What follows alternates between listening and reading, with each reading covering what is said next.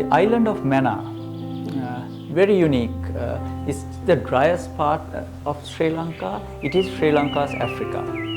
The dominant tree that you see in Mannar is this acacia species that found in Africa, where in Africa you would have a giraffe kind of nibbling the twigs.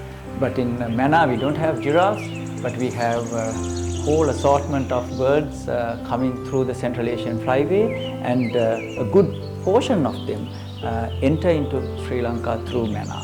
Makes Mannar one of the most important areas of the whole of Central Asian flyway.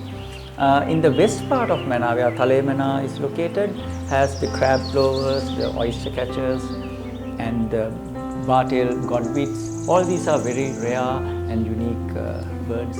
And you don't see them that often in the eastern part of the island. In the eastern part, where you have the Veditalathil Nature Reserve and Wankale Sanctuary, where you see the great knots, very large flocks, say about 500,000 birds in one flock, large flocks of curlew and curlew sandpipers and lesser sand plovers.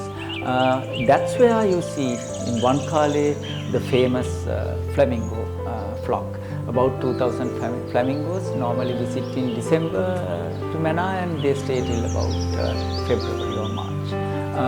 Mannar is a nice place. There's a very old Dutch and Portuguese fortress where Kusumasana Devi, Dona Katerina, been raised by Portuguese, and then the old churches and temples. So it's a rich, one of the oldest cities in Sri Lanka, in the old Silk Road of Sri Lanka.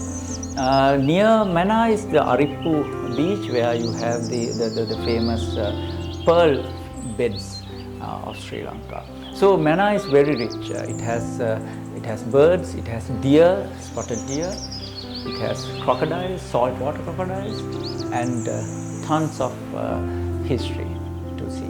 Palmyra House is a luxury location that you can spend the night, or you can go to Forties, where a budget birder will stay, all located in the island.